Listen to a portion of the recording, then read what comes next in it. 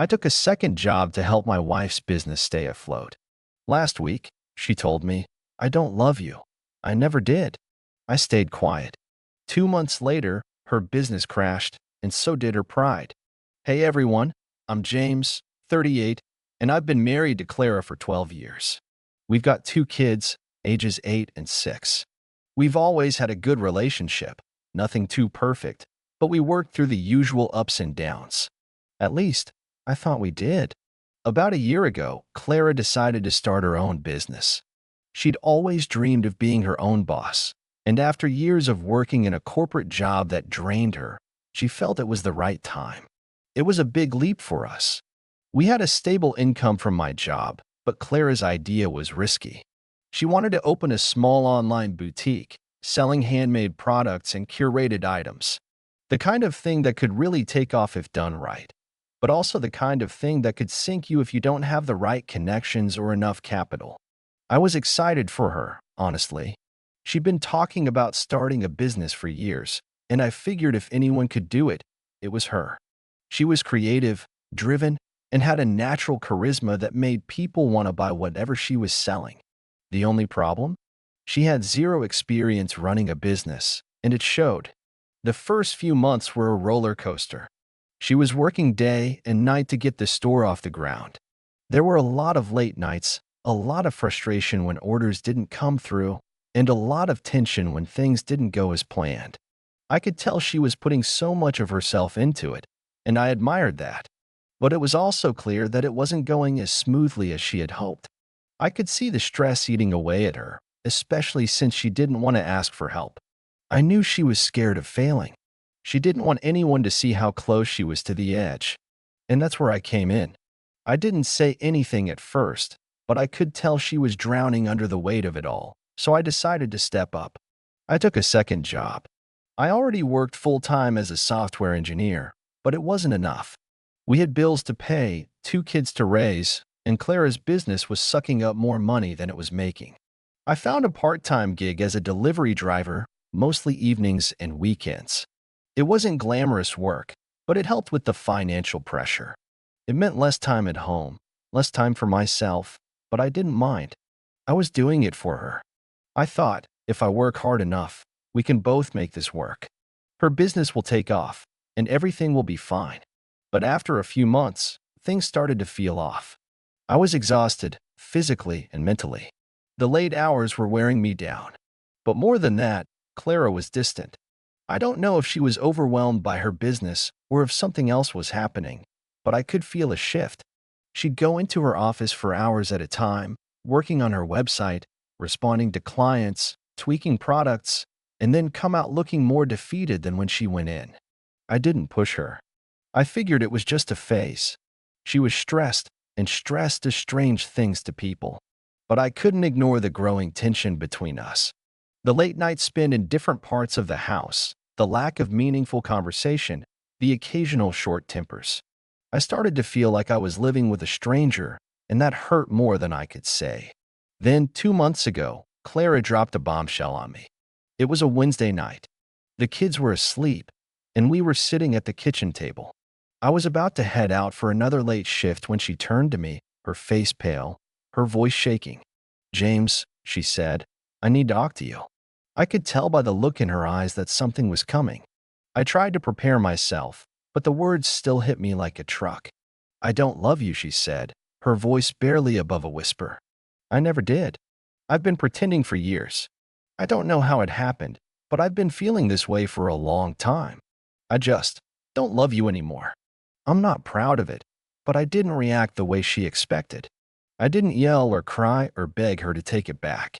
I stayed silent. I just sat there, letting her words hang in the air.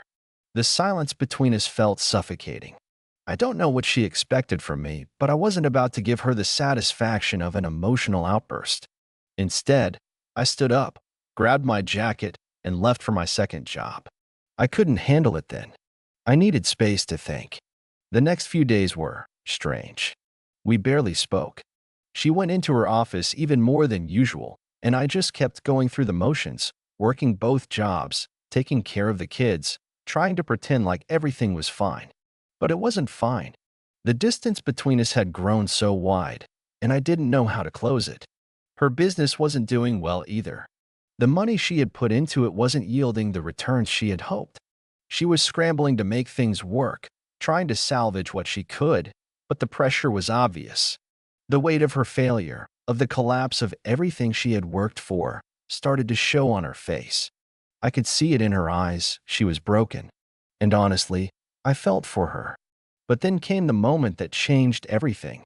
One Friday evening, Clara came to me with a look of desperation on her face. She had received an email from a potential investor, someone who had shown interest in her business in the past. He said he was willing to put in the capital, but only if she was willing to make drastic changes, change her entire business model, lay off some employees, and basically completely overhaul the company. She didn't know what to do. The pressure was mounting, and it felt like this was her last shot. I could tell she was torn between wanting to salvage her dream and the reality that the business was sinking faster than she could patch it up. I stayed quiet, letting her talk. I could see the anxiety and fear in her eyes. She was trying to hold it all together, but I could tell it was slipping through her fingers. The next few weeks were hard. Clara took the deal. She restructured the business, laid off a few people, and poured everything she had into making this work. But it wasn't enough. 1 month later, the business completely crashed. The investor pulled out. The customers stopped coming. She had to shut it down. When Clara's business officially crashed, it felt like the world just tilted on its axis. I was still reeling from her confession 2 months earlier. I don't love you. I never did. It was like she had taken something that had been so stable between us and just torn it apart. I didn't say anything in response to her words at the time, and I didn't say anything when the business failed either. But that didn't mean it didn't sting. To her, the failure of her business wasn't just a loss of money, it was her entire identity coming apart at the seams. Clara had put everything into that business. She had built it up from the ground, and when it collapsed, so did her pride. I could see it in the way she carried herself after that. The energetic, confident woman I had married was gone, replaced by someone who was bitter, angry, and defeated. But I also saw something else in her. She wasn't just grieving. She was angry at me. Clara began to lash out in ways that made no sense. She would snap at me over the smallest things, if I accidentally left my shoes out in the living room, if I didn't clean up the kitchen fast enough, if I forgot to take the trash out on a Thursday. And every time she snapped, it felt like she was blaming me for the collapse of her dreams. It was like I was the scapegoat for everything that had gone wrong, for every decision she had made, for every failure she couldn't fix. I didn't respond. I didn't argue. I didn't feel the need to. I was tired. I was working 2 jobs, dealing with her constant mood swings, and trying to figure out how to keep my own sanity intact. But what I didn't realize at first was that Clara was setting the stage for something much worse. It started with the passive-aggressive comments. Maybe you should just quit your second job, James. It's not like it's helping anything. I'm still stuck here, aren't I? At first, I didn't know how to respond. I wasn't going to give her the satisfaction of arguing. I'd been supporting her for months, and I was still giving everything I had to make things work, but it seemed like nothing I did was ever enough. The more she talked, the more I began to see that she wasn't just upset about her business. She was angry at me for trying to help, for trying to fix everything that had gone wrong. One night, about a month after the business crumbled, I came home after another grueling shift at my second job. It was nearly 1 a.m. when I walked through the door, too tired to think straight, just wanting to collapse into bed. But Clara was awake. She was sitting in the living room, her arms crossed, staring at the TV but not really watching it. She hadn't been sleeping much lately, and it was starting to show. She looked at me when I walked in, a look of resentment in her eyes. It was becoming more familiar to me, that look. "You don't get it, do you?" she said, her voice sharp. "You think everything will just be fine if you work harder. But you're wrong. I lost everything, and she stopped herself, like she was trying to hold back. But then, with a deep sigh, she continued, "You never even tried to help me with the real problems. You were too busy with your second job, too busy running away from me. I didn't say anything. I didn't have the energy for it, and frankly, I didn't know what to say. She stood up suddenly, her voice rising. I needed you, James. I needed you to actually be present. But she waved her hand at me like I was the problem. You just let me fail. It was like a switch had flipped inside her. All the years of marriage, all the trust we'd built, felt like they meant nothing to her now. The woman who used to look to me for support was now tearing me down at every turn. And it wasn't just about her business anymore. It was about everything. Her failure, her bitterness, her inability to take responsibility for any of it. I've done everything for you, she spat, her voice dripping with disdain.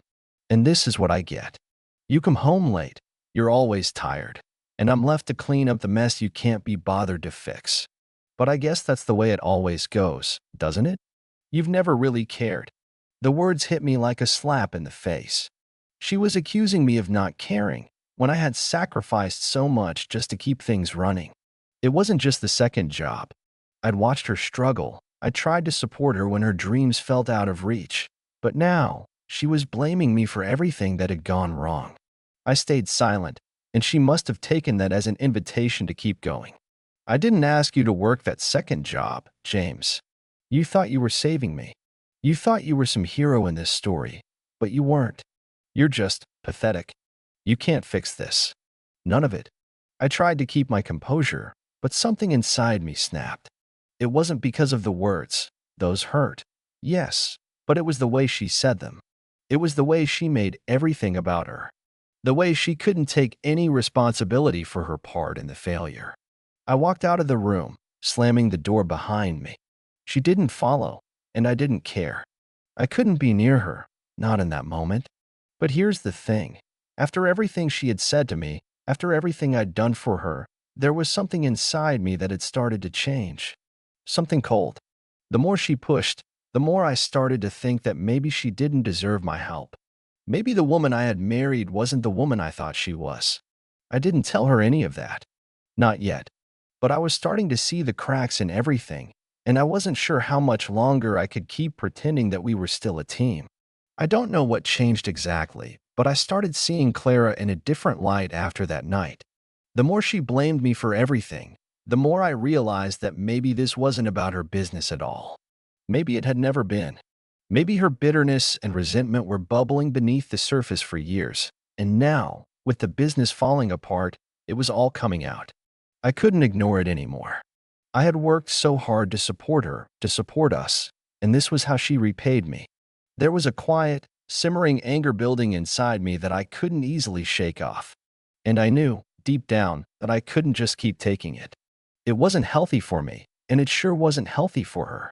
I started to think about the ways she had manipulated situations to make herself the victim. The more I reflected on our marriage, the more I saw how she had subtly shifted blame onto me for things that weren't my fault. It wasn't just the business. It was how she'd always had an excuse when things went wrong, and somehow, I'd always been the one expected to make everything right. That wasn't fair. And now, with her business gone, she had nothing left to hide behind. The thing was, she wasn't just a victim of circumstance. Clara was incredibly resourceful when it came to getting what she wanted. She knew how to play the game. She knew how to make people feel guilty. She knew how to twist words. And for years, I had let her get away with it because I was blinded by the love I thought we shared. But now, I saw it for what it was, manipulation. I had to do something. But I wasn't going to stoop to her level. I wasn't going to give her the satisfaction of a dramatic confrontation where she could once again paint herself as the wrong party. No, I wasn't going to let her have that. Instead, I would make her feel what I had felt, let her taste a little bit of the helplessness she had put me through. But it wasn't going to be through petty arguments or getting in her face. I had something more subtle in mind, something that would make her realize just how wrong she was, how much she had taken me for granted. It started with the house. Clara had always been the one in charge of the finances. I trusted her to manage everything while I focused on my job. She was the one who controlled the bank accounts, the credit cards, the investments, everything. I had never questioned it because she was good with money, at least she had been, before the business crashed. But now, looking back, I realized how much power she had held over me. She had always been the one to decide where the money went, and I had just followed along, trusting her judgment. I started by quietly monitoring our accounts. I didn't tell her I was doing this. I wasn't planning anything malicious, but I had to be sure of what I was dealing with. It didn't take long for me to uncover something I hadn't expected: an investment account. One that had been hidden away, set up in Clara's name only, and funded with a large sum of money she had been putting aside for years. I didn't know about it. I didn't even know we had it. She had kept it from me. I was taken aback at first. The more I thought about it, the angrier I became. She had never once mentioned this account to me. It was like she had been preparing for something, maybe for the day when her business failed, or maybe just for herself, in case things didn't work out with me. Either way, it was a glaring reminder of how little I knew about her true intentions. But I didn't confront her yet. That wouldn't have been smart. No, I needed to be careful. I needed to plan this out. If I just brought it up randomly, she could twist it and make me look like I was snooping or invading her privacy. No, I was going to handle this with precision. I started by moving a small amount of money, just a few $100s, out of the account and into a new account of my own. It wasn't a lot, but it was enough to get her attention if she noticed. And I knew she would notice. Clara was meticulous about her finances. She always knew where every dollar went. When she inevitably found out, I would act confused. I would tell her I was just making sure everything was in order. I wouldn't make a big deal about it, but I would let her see that I had access to the accounts now, that I wasn't blind to everything anymore. I wanted her to feel that sense of insecurity, just like I had for all these years, always wondering what was going on behind my back. It wasn't about the money. It was about the power. It was about showing her that I wasn't someone she could walk all over anymore. A few days later, Clara did exactly what I expected. She stormed into the living room, a piece of paper in her hand. Her face was flushed, her eyes wide with panic. "James, what did you do?" she demanded. "Why did you take money from the account?" "That's our money." I played dumb, like I hadn't seen it coming. "What are you talking about?" "I didn't take anything. I just moved a little bit around. I thought you'd appreciate it, considering everything's been so tight lately." Her face twisted in confusion and anger. "No, you don't get it. You can't just do that. You have no idea how hard I've worked for that money. You think I'm just going to let you?" "I don't know, Clara," I cut in, pretending to be casual. "I thought it was a joint account. You've never mentioned this separate account to me before. I guess we should have talked about it, huh?" The realization hit her. I could see it in the way her face froze for a moment. She had never expected me to catch on, and now she had no way of spinning it to make herself look innocent. The tables were slowly starting to turn. She paused, struggling to find the words. "I didn't think you'd need to know. I didn't want to worry you." "Worry me? Clara, you've been running everything behind the scenes, and I didn't even know."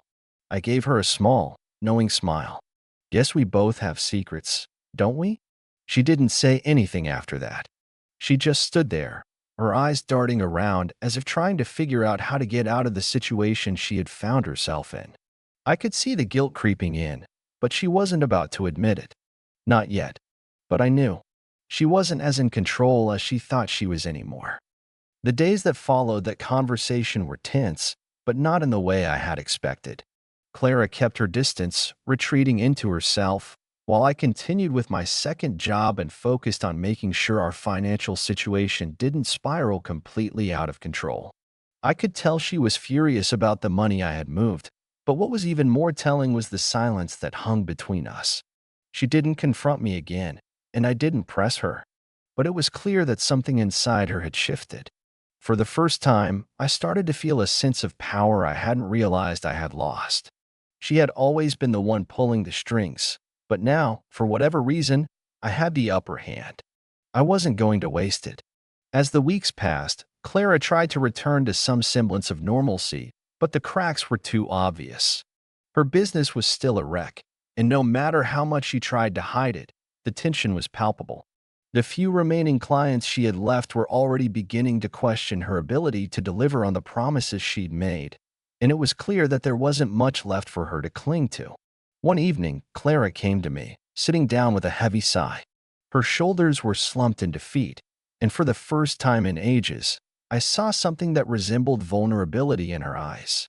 She had never been good at admitting defeat, so I knew this was a rare moment. James, she started, her voice quieter than I had ever heard it. I'm sorry for how I've treated you. I know it's been hard, and I've blamed you for things that weren't your fault. I should have been more honest with you. I waited, giving her the space to continue. Part of me wanted to hear her say everything about how she had taken me for granted, how she had never truly appreciated the sacrifices I had made for her. But another part of me knew that wouldn't fix anything. At this point, it wasn't about getting an apology. It was about moving forward, and I wasn't sure I even wanted to move forward with her anymore. I shouldn't have let my pride get in the way, she went on, her voice trembling. I pushed you away when I should have leaned on you. I didn't want to admit that I needed help. I nodded slowly, taking in her words, but I couldn't bring myself to speak. Part of me was still hurt, still angry, and I wasn't sure I was ready to just forgive her and pretend things were fine. The damage had already been done, and I couldn't ignore it anymore. I know it's too late for a lot of things, she added, looking down at her hands, but I need you to understand. I'm sorry. I really am. I didn't respond immediately. I didn't even know if I should. Instead, I just sat there, processing everything she had said. Her words felt empty to me now. Apologies were only meaningful if there was a real effort to change, and I wasn't sure Clara was capable of change. The following week, Clara made a decision that surprised me. She announced that she was shutting down her business entirely. It wasn't a graceful exit. It was a slow, painful dissolution. She had no choice, really. Clients were backing out, suppliers were cutting ties, and the financial strain was becoming unbearable. The money that had once flowed freely was now a distant memory, and she was forced to accept the consequences of her choices. But instead of handling it with maturity, she lashed out in frustration, blaming the economy, blaming bad luck, blaming everyone except herself. The reality was too hard for her to accept. She had built her empire on the belief that she could control everything, her business, her image, her relationships. And when it all started to unravel, she didn't know how to cope. As the days wore on, Clara's behavior only became more erratic. She grew more withdrawn, and I could see her spiraling into a dark place. I had to admit, I didn't feel sorry for her. It wasn't because I was cold or heartless. It was because I had spent so long caring for her that I had forgotten to take care of myself. Now, I was finally starting to see things clearly. And then it happened. One afternoon, Clara sat down with me again, her face pale and worn. She had been crying earlier, and I could see the exhaustion in her eyes. James, she began, her voice shaky. I'm not asking for your forgiveness. I just need you to know that I'm scared. I have nothing left now. My business is gone. Everything I worked for is gone. And I don't know what to do anymore. The old Clara was still in there somewhere, the one who had been driven, ambitious, determined. But now, she was a shell of that woman, and it was hard to watch. Harder still to see how far she had fallen. I've been so focused on proving everyone wrong, she continued. On being successful, on showing that I could do it all by myself. But now I see how much I've hurt you, and I don't know how to fix it. I looked at her, my thoughts racing. The anger that had been building up inside me started to cool. The resentment started to fade. Clara wasn't the same woman I had married. She was someone completely different, someone who had made her choices and now had to live with the consequences. And I couldn't be part of that anymore. I think it's time we face the reality of our situation, I said quietly, looking her in the eye. I've been trying to hold everything together, but it's clear that we're not the same anymore. Our lives are going in different directions, and I don't think there's a way back. Clara looked at me, her eyes wide with disbelief. She opened her mouth to speak, but the words didn't come. She had no response, no defense. She couldn't deny what was right in front of her. I'm done, Clara, I said, the finality of my words settling in. We've both changed, and not in ways that make sense for us to stay together. I've done everything I could for you, but I can't keep sacrificing myself for something that isn't working. She didn't fight me. There was nothing left for her to say. It was over. In the weeks that followed, Clara moved out of our house. The business was officially closed, and she went back to her parents' house, looking for a fresh start. I wasn't sure where she would go from there, but I knew I couldn't keep waiting for her to change or for things to magically get better. As for me, I focused on rebuilding. I kept working at my second job, and with time, I found a new sense of purpose. The anger and bitterness that had consumed me slowly faded, replaced by a sense of clarity. I had been through a lot, but I was free from the manipulation, from the blame, from the constant fight to make things work when they simply couldn't. Clara may have lost her business, but I had regained something much more valuable, myself.